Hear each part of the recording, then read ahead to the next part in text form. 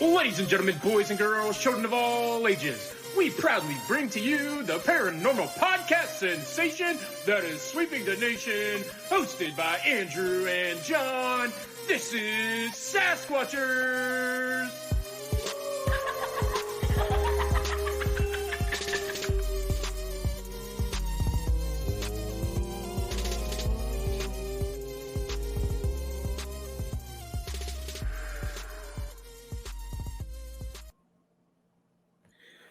Hey everybody, this is Andrew. That's John, as the intro said. Today we have a cool episode, one that I wanted to have lined up as soon as we started the show. It's an area of interest for myself, and I know a lot of the people that we interact with are paranormal investigators, so I thought it would be a really cool episode to kind of reach out to the folks who make the equipment that we use out in the field. So today we have Rob from Ghost Gear lined up to have a conversation with and hopefully learn some things. And I'll just pass it over to him and he can tell us a little bit about himself. Sure, thanks. I appreciate you guys having me on. And like Andrew said, I'm Rob with Ghost Gear. And I guess the best place to start is at the beginning. So back in 2017, maybe a year before that, I started tinkering. But it wasn't until 2018 that I had an actual device that I was happy with. What got me into it was a lifetime of paranormal occurrences. So I grew up in a haunted house. I lived there until I was 26. When I moved out, I had no more, haunting activity whatsoever. So it was attributed to that house. And then I went off to college and got my engineering degrees. So I've got a, curiosity of the paranormal along with the, engineering background. So that led me to start tinkering with some devices. And, my idea, and at least with Ghost Gear, is to find new ways to interact with spirits. There's a lot of people out there that are just making REM pod clones, and I didn't want to be a Me Too store, right? So I didn't want just to have all this stuff for the sake of having it. I wanted to use my own creativity and, invent these new devices. So one of the early devices I came out with was called the REM puck, and it had EMF detection and Doppler radar sensing built into it, and it was a little music box. So I started off making music boxes. That's why, if you notice, a lot of the themes of all of my devices, there's music boxes, what they are. Oh, cool. And so from the REM puck, I'm pretty much sold out of those, but I evolved the design. That design became the Piccolo EMF music box. So much better EMF sensing. You can adjust the trigger sensitivity on that one. And then from there, I had been tinkering for a long time with what's now known as the Epic Box. I have a device where I'm able to read pretty much all the frequencies in an area. So that data logger was instrumental in helping me develop the Epic Box. So the Epic Box, if you don't know, is a response device. Yes, no.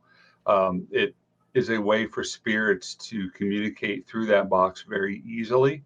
I made it very simple for you as the user to use it and for the spirits to use it. A lot of people have sent in fantastic results, lots of really cool activity from that. And then I went on to create the Fantune, which is a play on Phantom. And it's a music box that uses Doppler radar.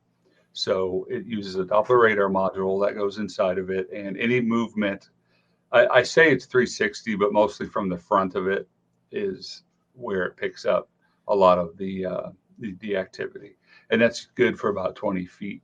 So those are the three big items that I have and sell. I've got a few T-shirts and hats.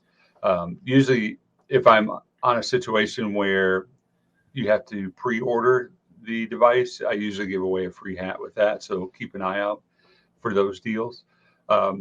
My personal history in the ghost house that I grew up in, that one was really interesting. It was very negative, and it was, I guess you'd call it a shapeshifter, right? Because it would present itself to my sister as a little boy with no legs.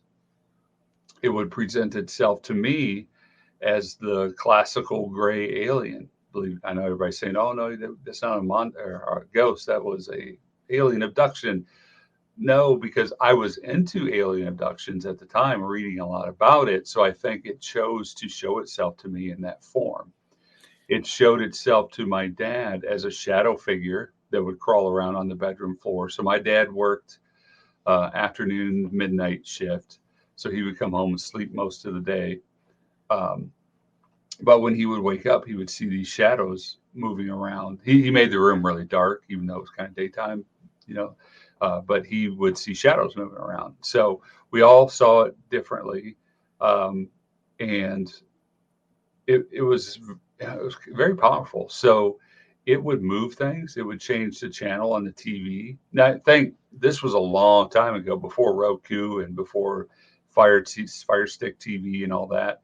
Where nowadays people can drive around and play with your TV with their remote.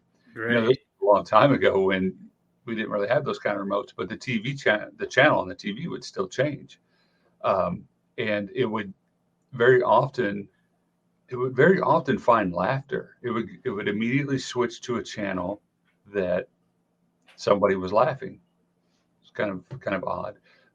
There was an instance where I was in the bathroom getting ready to go out for the weekend, um, and I had MTV playing in the background. So that goes to show how long ago it was. That was back when MTV played music. Um, the channel changed. And I spoke aloud to the spirit. I said, change it back. I really like that song. And it did. It changed it back to MTV after it had changed it again.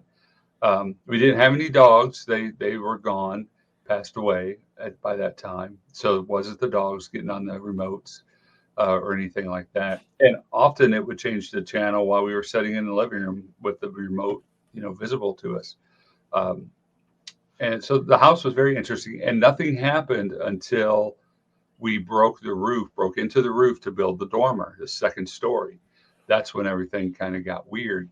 And it started actually with the construction guys up there.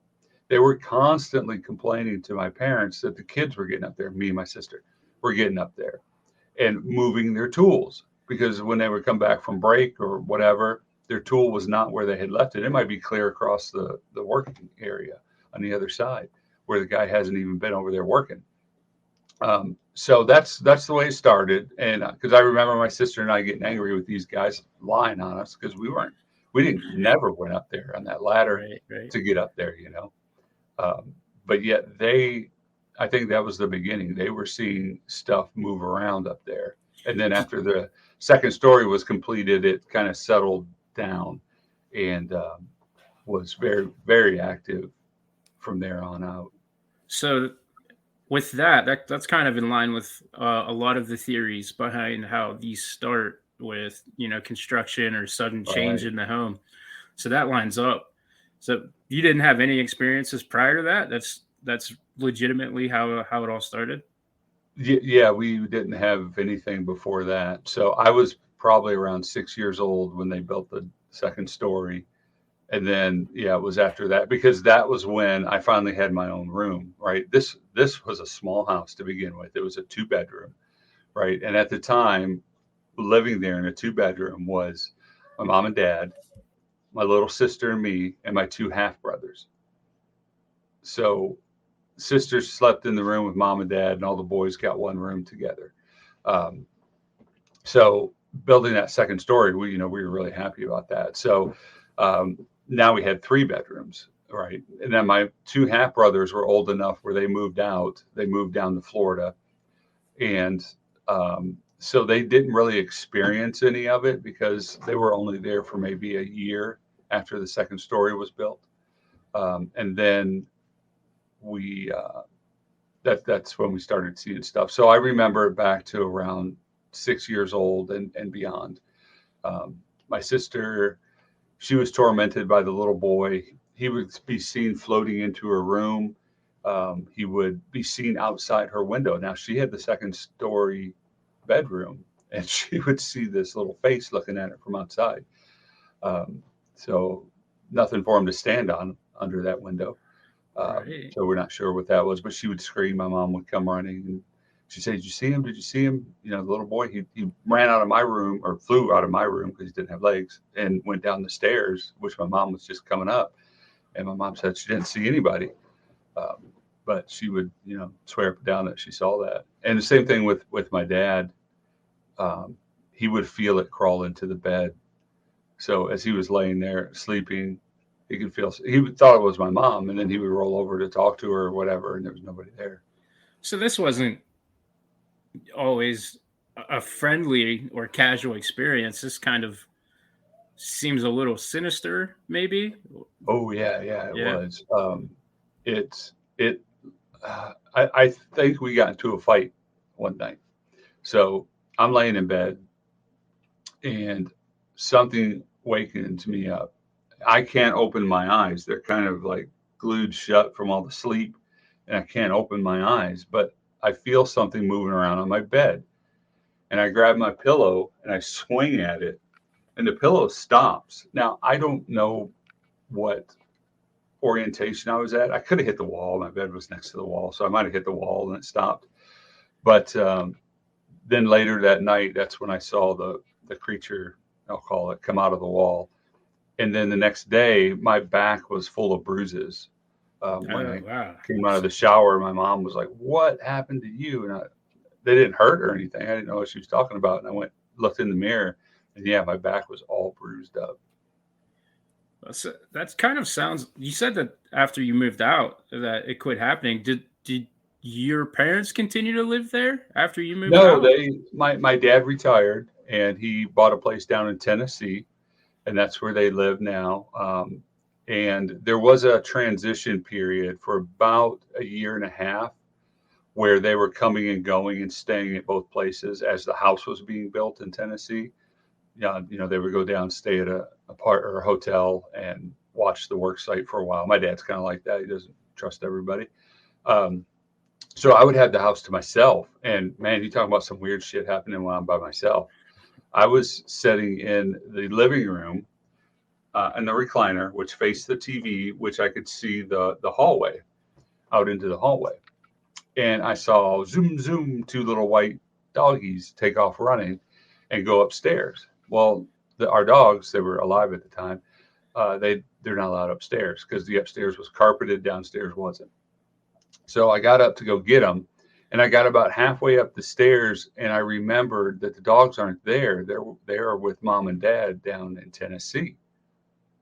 So I'm like, well, what the hell did I just see? Because I thought I saw the two dogs run through there.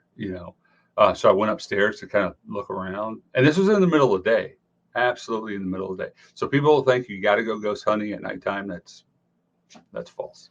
That's We something I've had been so learning with much all of these activity during the day. conversations. What's that? No, I was just saying that's something that I've been learning with all of these conversations is I'm actually surprised by how many people describe daytime activity. Yeah, yeah. I would say it was just as strong during the day as it was at night. At night, it would do what it could to keep us awake. Pounding on the walls. I would hear my name. My childhood name was Bobby. My name's Robert. So I would be laying in bed and I would hear Bobby, Bobby, Bobby, Bobby, Bobby, Bobby, Bobby, just whispered in my ear over and over again. And it would keep me awake. And, my sister, she reported hearing her name whispered in her ear. And it would do a knock on the walls. One really cool thing that happened, it wasn't cool at the time, scared me to death, but I was laying in bed, middle of the day, taking a nap, young teenager taking a nap, middle of the day, and I hear this chink, chink, chink, chink. It sounds like metal hitting, metal. And I raise up to look around, and I see that the change is dropping off my shelf. I'm also dating myself because no one carries around money anymore. But change was dropping off the shelf, and I was like, "What the hell?" So I got up and got closer to it, and there was a graduation doll my cousin had made for me because she was into ceramics, and it had a square base, and that sucker was turning very slowly, and the corners of it was pushing on that change and popping it out to make it drop. And I very quickly took that thing outside, and it met its demise between me, a cinder block, and a hammer. Yeah, that's probably the reaction that I would have in that scenario as well. So do you think that maybe there was more than one of these things, or do you just think it's just that one shapeshifter that just took different I forms? believe that there was just the one. Um, I never put any thought into it being more than one, but it could have. I mean, that's very possible. We didn't investigate our house, at that time. I mean, we kind of did, right? We actually took we friend had a baby monitor, so we put it upstairs in my sister's room because she was getting some activity up there and she wouldn't go up there for a couple of days. So we put it up there and we brought the monitor down and turned it up, and I think I was playing video games or something, and you could hear murmuring, chatting, like voices talking, coming through that baby monitor. And this was a time before the internet, so some people were like, "Oh, somebody just hacked your baby monitor." No, this is kind of before that was even a thing, and baby monitors weren't connected to the internet because the internet didn't exist. Um, so that kind of leads into what you're saying. Maybe there's more than one, since we heard the multiple voices coming through that thing. Yeah, I mean, just I'm no expert, and any opinion I have is just based on these conversations that I've been having with people on this show, and the amount of information that I've been absorbing over the last couple of months. It wouldn't surprise me if what you had was actually like some kind of like deep infestation that was awoken with that construction. And from Yeah. what you said, with not experiencing any activity after that, um, it seems like it might have just been that the house itself was infested. But one thing that I thought was interesting was you said that you were super into aliens and stuff, so you thought that it presented itself to you like that.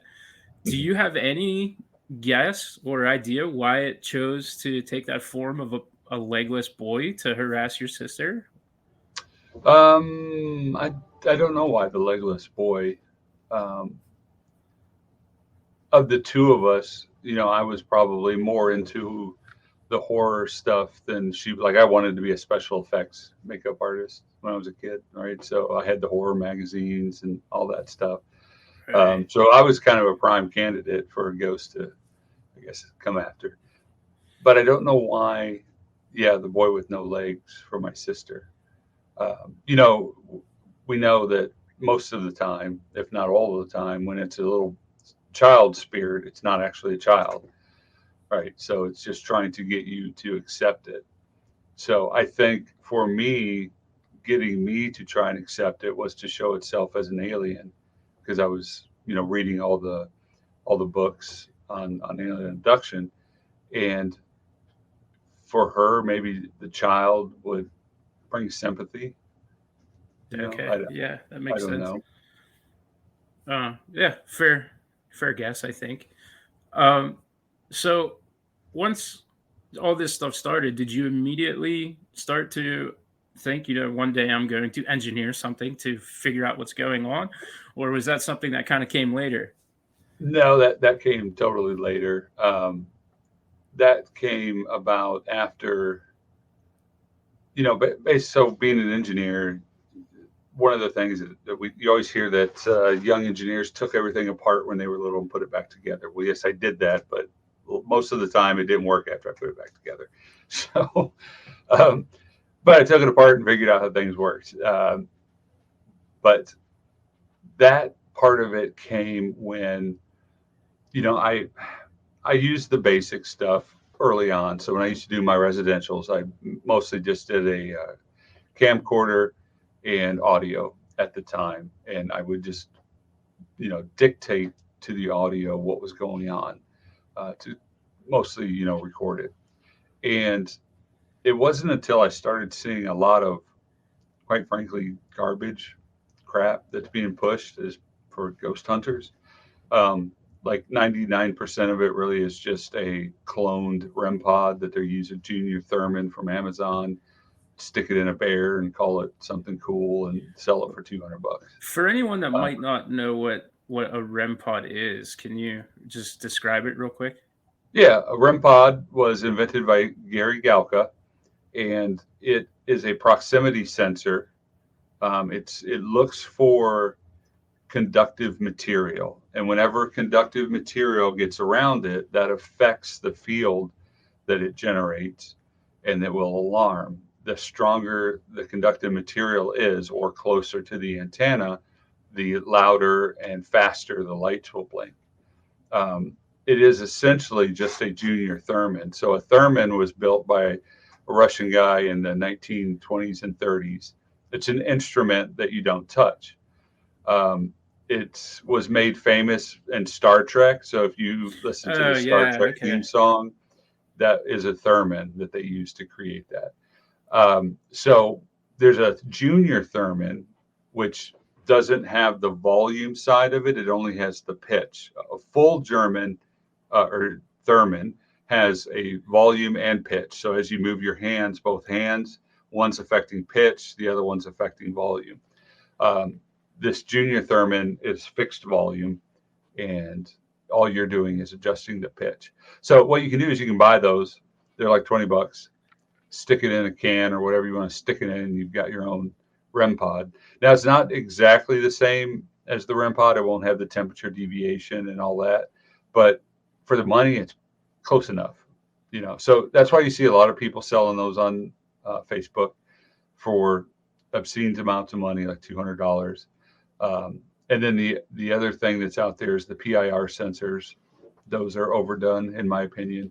So when I saw all this, my engineering side kicked in, and I was like, man, there can be a better way than just cloning what other people have already made.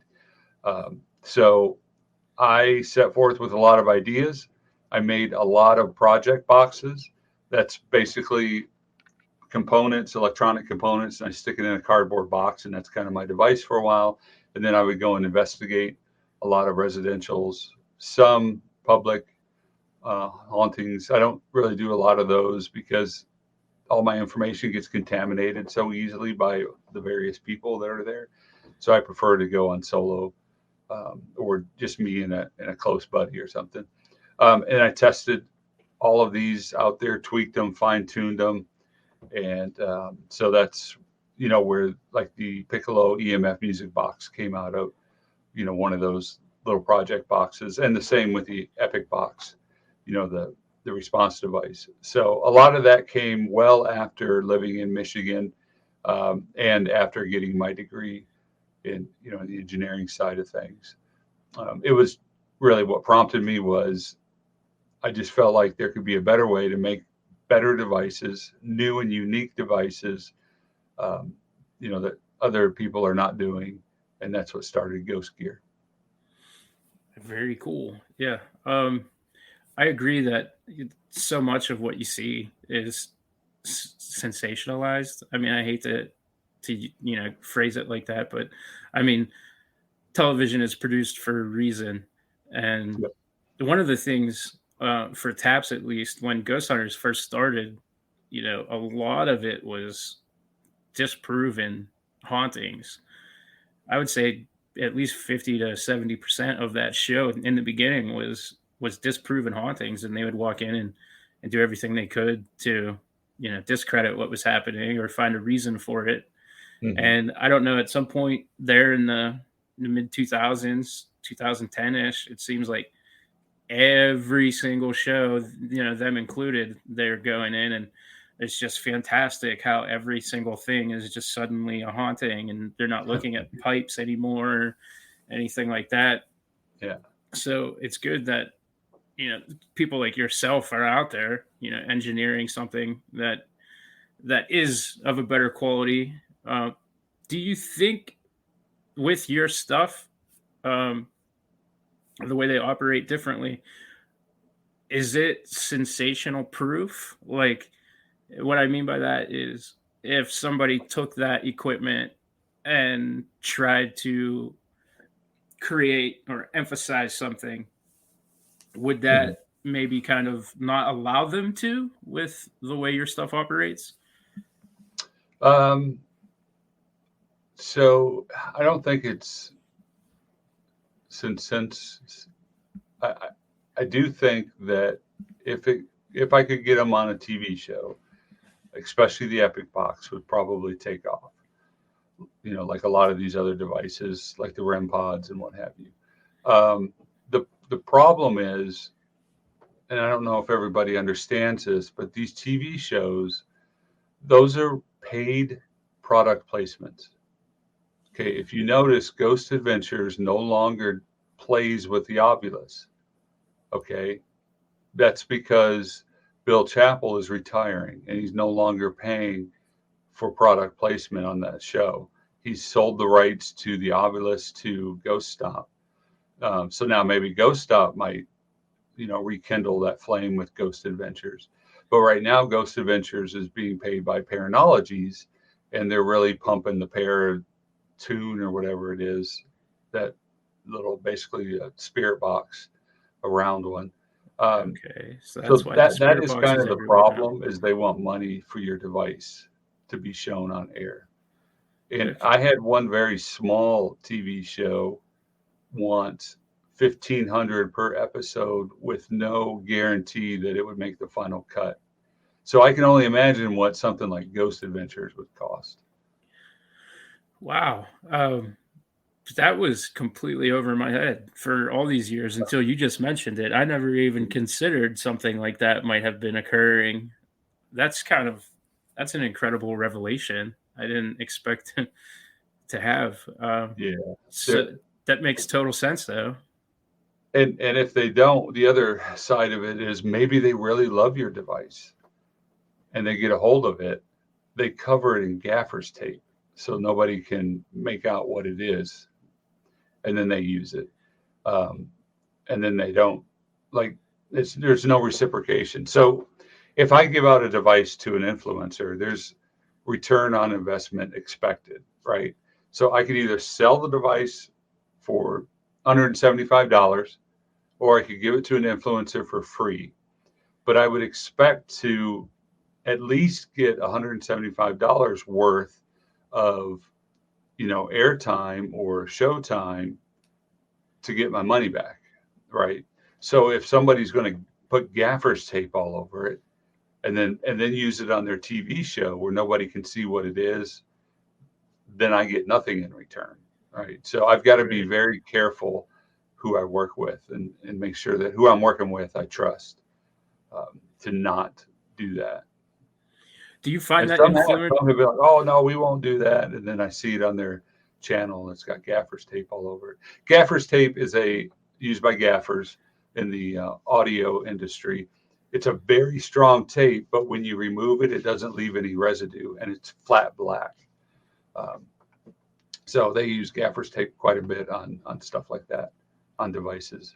Right. Yeah. Do you do you think influencers or YouTubers are easier to work with or Yes. less sensational, I guess, than what you'd see on Travel Channel or Discovery or whatever has the paranormal show on at the time? Yeah. Yeah. They're a lot easier to work with. They are really happy to work with, an inventor like myself. They don't, for the most part, put gaffer's tape on them. They show it, they use it.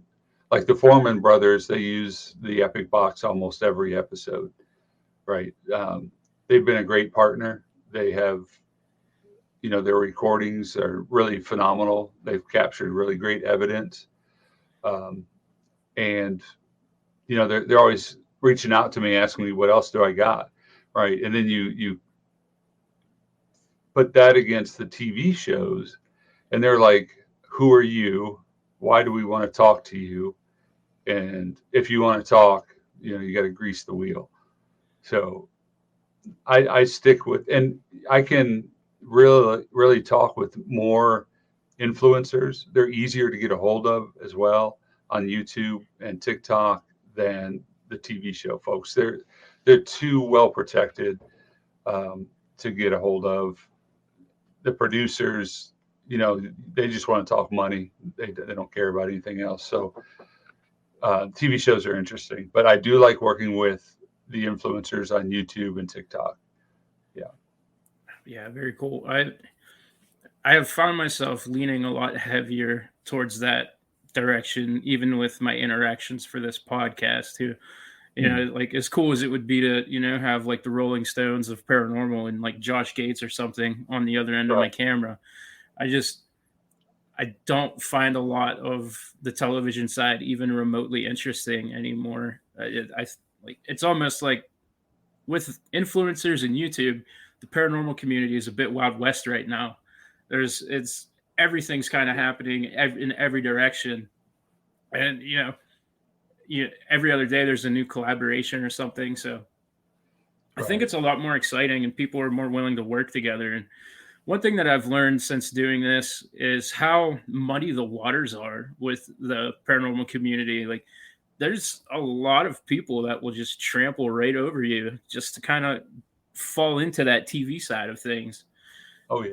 So that's another revelation that I've had through all of this that, I wasn't kind of expecting, because, outside of, if you're on Twitter and you're seeing, who Zach Baggins is feuding with that week, you don't ever see a lot of that side of it because it is so protected. And then you start talking to people and you're seeing like, Nick Groff has this to say, and, the Taps dudes go in different directions. It's just kind of, that would be a rough industry to try to get into the way that you've found yourself involved with, considering all of those things in place. But what I really like is that you're coming at it from a scientific point of view. And I just have a question. Yeah. I asked an exorcist this question last week. So I wanted to get your take as somebody who has degrees, is building this stuff with his hands. First of all, do you adhere to the idea that something like a Ouija board is a conduit or portal to something beyond? Because I guess that would kind of dictate where the question goes. Yeah, I don't know with the Ouija board. I would expect the spirit may try to communicate through it, to the people, but there's so many variables in that it's hard to say, right? You've got, everyone has their fingers on it. Right. Someone may be motivated, more motivated than others. So you don't, and then when I've seen one method is where you blindfold yourself and it's just one person and they're moving it, but they're still moving it, right? So right, the letters they land on will be random, and then people sometimes suggestion, is very powerful. So sometimes out of a non-event, I find investigators will still try to find some purpose in it, and sometimes you just got to say that's noise in the data, right? So even on a perfect electronic robotic system, you still get noise in the data, and you've got to learn to discern that noise and kick it aside and look at the real values. So I think that goes true with the investigators, with either using a Ouija board or even the Epic box. You need to figure out what is noise and what is the real deal.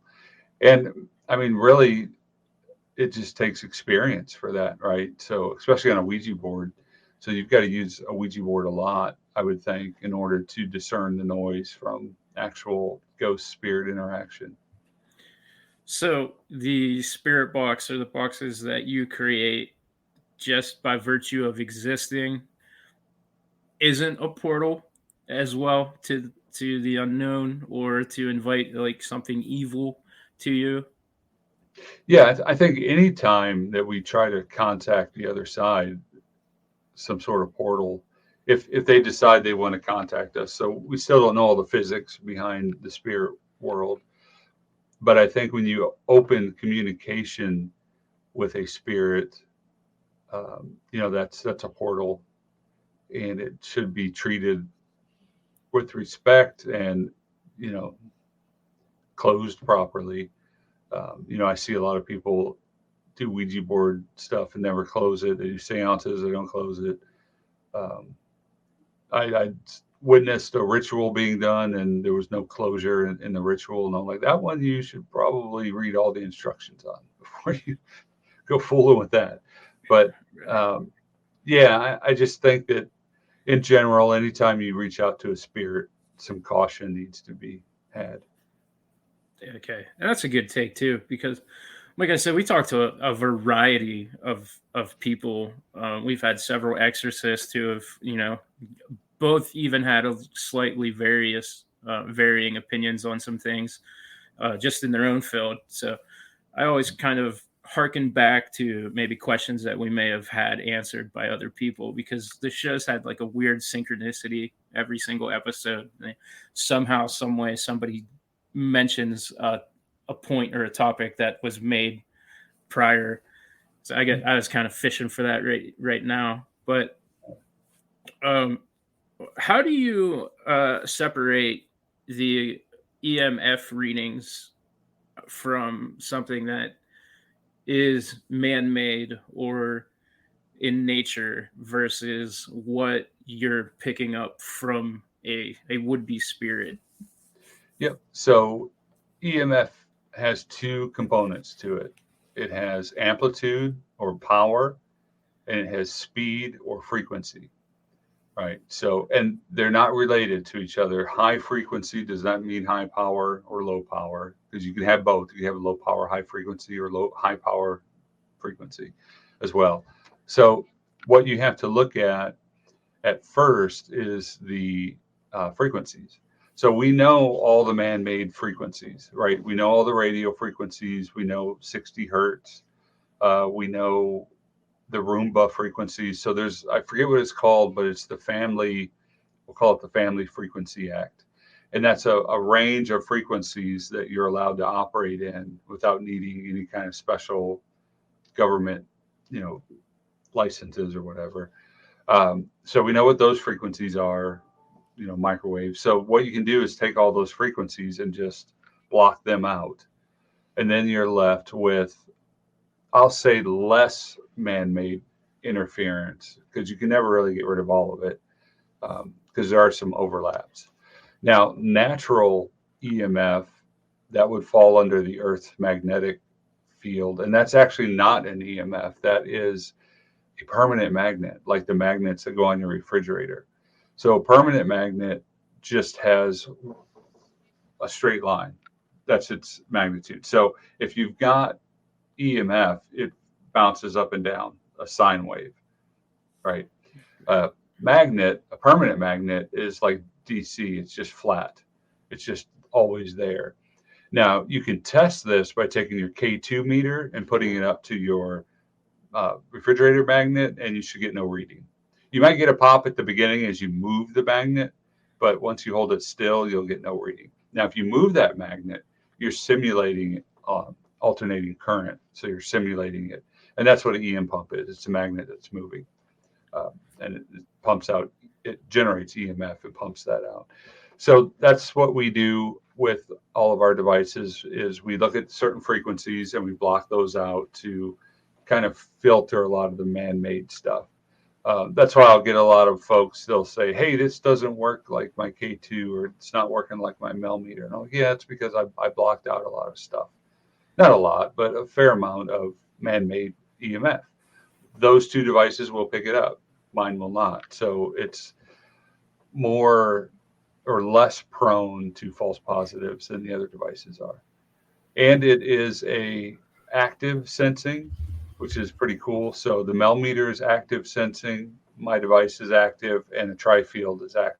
Well, the K2 uses passive sensing, which basically means that the EMF has to generate the power through the coil that it uses. It uses a coplanar loop as an antenna. So it has to generate energy through those little loops. whereas a active sensor actually sends voltage to the sensor. The sensor powers up and actually builds a little EMF bubble around it. And whenever external EMF comes in and changes that EMF, we can document that. And that's why we're able to say, okay, that's 4 milligauss of EMF or 7 milligauss because of the change. Okay, that was probably way more than what you really were going for. No, that's okay.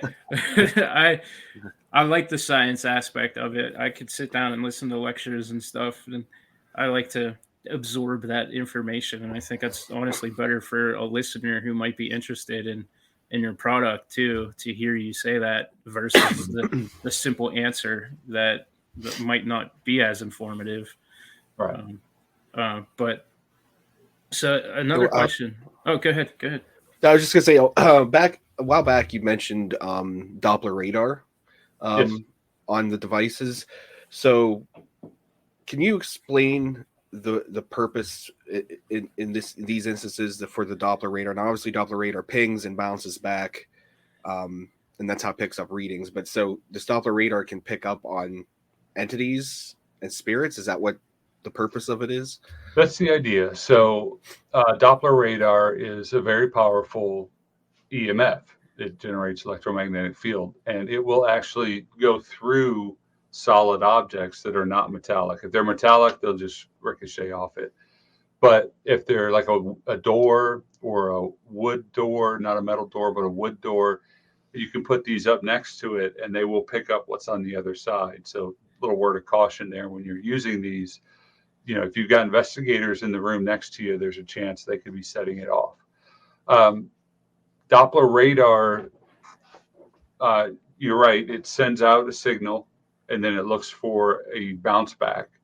And then when it sees that bounce back change, it knows there's movement. How it works in the spirit world be the same as how any other device works, right? We really don't know. But what we do know is when a spirit wants to communicate with you, they seem to latch onto a device. And whatever that device is measuring, they're able to manipulate it somehow. I've seen that. We went into this house in Tennessee, and every night, we were there for 7 days investigating this residential case.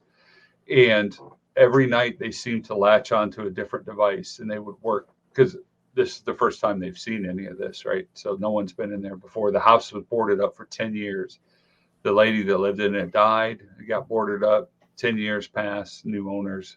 They're remodeling the house. So there you go again, another remodeling. So with all of that going on there, with them attaching to different devices, that's the first time I've seen that. Right. Usually they'll attach to whatever is the easiest for them to use, but they were specifically using different devices. And I had the Fantune clone with me there as well, downstairs. And whenever we would hear shuffling, the Fantune would go off, or the early version of the Fantune would go off quite a bit. So I know, and that's when we were both upstairs. No one was downstairs. So I know that it can pick them up, but how exactly? Honestly, I don't know how exactly, because it's the same way with PIR, passive infrared. So it being passive, infrared, active infrared would send out infrared light, and it would look for that reflection back. Okay, what passive does is it requires you to generate the infrared and send it to the sensor, because the sensor is not active. So you have a heat signature, right? Dogs, cats have a heat signature. When you walk into a room, it sees that heat signature, it's moving, it throws the alarm that something in there is moving, right? How does that one work with spirits? So unless they can somehow generate their own or control the temperature around them that the passive infrared can see, that's the only way that they would be able to pick that up. So I go around with a lot of different types of sensors and how they work with ghosts and spirits. And I don't exactly know, how they do it, but I just know that they do it somehow. Sure. Yeah. I guess if we knew exactly, it wouldn't be paranormal, right? Right. I could make the best ghost hunting device if I knew exactly. Well, I know one of the, speaking of like radar and infrared and stuff like that, one of the more popular devices I've seen, especially like Zach Baggins uses this a lot, is the LiDAR, the 3-dimensional LiDAR, where they like, it's got the lines on the screen. It tries to put a body together. I don't really have an opinion on that use, at least on the television shows. I don't know if influencers are using that technology a lot or if that's just kind of a television thing. Just wanted to see what your opinion on that was. Yeah, that seems to be. So I see it, the SLS and XLS on television and in public ghost hunts. I don't see it much on the YouTube influencers. I don't see them using it as much. I don't know if it's because they've got to keep their audience, tuned in a little. They're burdened with that versus a TV show. TV show, you sit down, you commit to it, you got your popcorn, you're relaxed, you're watching it. Whereas a YouTuber, somebody watching YouTube, they might get to the point where like, I don't like this. Boom, they're gone. Right? They bounce. So maybe they have found that, and I'm just thinking out loud, spitballing here, that running around with an SLS that's not doing anything all night isn't a best use of their time, to try and keep their viewership up. Yeah, That's just me spitballing some ideas. That's an intelligent, fair point. Yeah. Kind of along the lines of what you guys were talking about, versus TV versus influencers and stuff. Another thing that seems to be real popular right now, and this is years after its original purpose was intended to be anyway, is the what was the motion sensor from the Xbox again?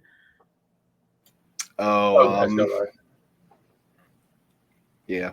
Is that the same technology as the XLS? The XLS uses a higher powered LiDAR sensor. So the people who are using the Xbox camera from a few years ago are essentially operating something that could then yield some kind of result, and it's not. I thought it was frivolous when I had heard about it. Yeah, I question it because I know so I read up on it, and when they were creating the device, they trained the AI model, to, find humans. That was its goal. So its goal is to always find a human. And, it's like when you're a hammer, everything you see is a nail, right? So that's what it's doing. It's a hammer and it's looking for some humans, and it will try to put them in there. So, knowing that, I kind of question the SLS or XLS. But on the flip side, I've seen some remarkable stuff where people will be like, "Hey, can you wave at me with your left hand?" And it'll, wave. And I'm like, that kind of stuff's like, okay, what do I do with this information? Right? Could it be fake? Not that the investigator's faking it, but I mean that the camera is just picking up random noise and strung together a human. But when it waves, when they ask it to, that's the part that kind of leaves me with questions. Yeah, that's a much harder control setting to try to occupy. Is there anything that you would be able to do with your technology, with the increase and advent of artificial technology? Like, will AI help in the paranormal field moving forward? I think it could in video, and by that, and maybe even audio. So, you think about the hours and hours that you recorded. So you got 3 cameras, you investigate for 6 hours. That's a lot of camera time to be watching, right? To go back and review. I think AI could do that for us. And it could go frame by frame and look for anomalies. It could find shadow people where we miss it, right? It could find different things that are out there, doors opening, depending on how the AI model is trained, it could do all that. And the same thing with EVPs. It might be able to go through and catch an EVP that we missed. Now, as far as, on the spot AI, that one kind of worries me a little bit, because as soon as you say, I've got a device that uses AI, people are going to question it and say, well, were your intentions true? Or did you program a little something in there to edge out your competitor? Right. So Right. that's going to be the problem. So we've got a lot of people now that are getting into this AIoT, and you can buy, what do they call them? Expansion boards with screens on them. So basically they're making their own obelisk, right? The problem with those is they have built-in speech recognition, and they're offline speech recognition, which means it doesn't have to be connected to the internet to recognize speech. And of course, the problem there is, well, is it recognizing my questions and formulating an answer? Right. So that's very possible. So, that's why I personally stay away from those devices. I get it. They're easy to program. You can very easily write software and make your own obelisk clone by using them. But the fact that, they have offline speech recognition, GPS built into them, people are always going to question that. At least they should, But then you got people out there that don't question anything. They just take it all for face value. Facebook feeds are like, I'm almost even Twitter now that has kind of taken over that. But yeah, I'm super into AI. I play with AI every day. And the day singularity happens and it destroys us, I might think differently, but part of our Facebook group even is every day I come in and I have like a new AI thing that I've been playing with and share it. The AI that I really like doing is art and image creation, though, because I have a background in graphics design. So I kind of play with AI to see how far it's come as far as that goes. But yeah, my background here is AI generated. Yeah, it's a nice looking background too. It Well, almost looks like a backdrop. I didn't notice, but now that I'm looking at it, I can tell. Yeah, if you look closely, you can tell. Some of the pumpkins are a little funky. Yeah, they do look a little better than the ones that are still sitting on my porch right now. But we're kind of hitting that hour mark. That's usually when we like to let people go. And this is one of our rare daytime recordings. I think I've interrupted both of your work days right now. So we can go ahead, and what I want to do, I do it for everybody, is I want to allow you the floor. Go ahead and promote, advertise anything that you have going on. And when you're done with that, we can hit the outro. Stick around for a second so that when the recording ends, everything finalizes, and then we don't lose any of this audio or video that we've been recording. And okay, the floor is yours. Go ahead and let everybody know where they can get your stuff.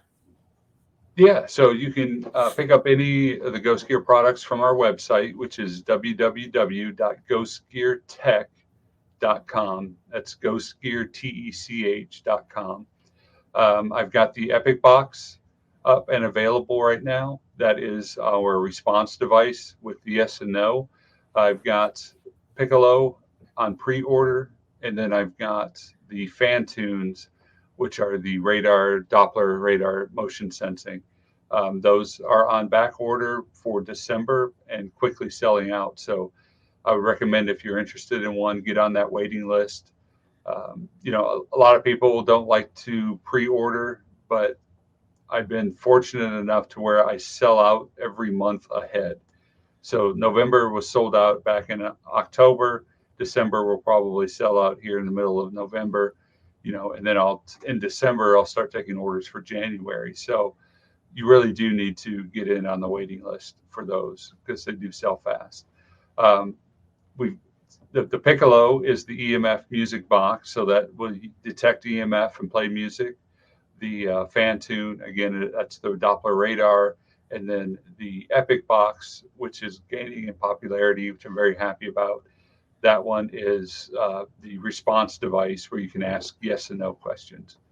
And again, you can get all of that at ghostgeartech.com. All right. Yeah, definitely check it out. Rob's a cool guy. And, taking the time to come onto the show and explain scientifically how he engineered everything, I think is, that puts him a cut above everybody else, because nobody else accepted this invitation. And, that level of, I'm not going to say marketing, because while it is marketing, that's also demonstrating how you, a user, can operate this stuff. It doesn't happen often. That you don't have to buy a box and read a direction. You can come back to this podcast, and I want to again thank you for your time. And I'm going to go ahead and I'll hit this obnoxious outro button and annoy everybody.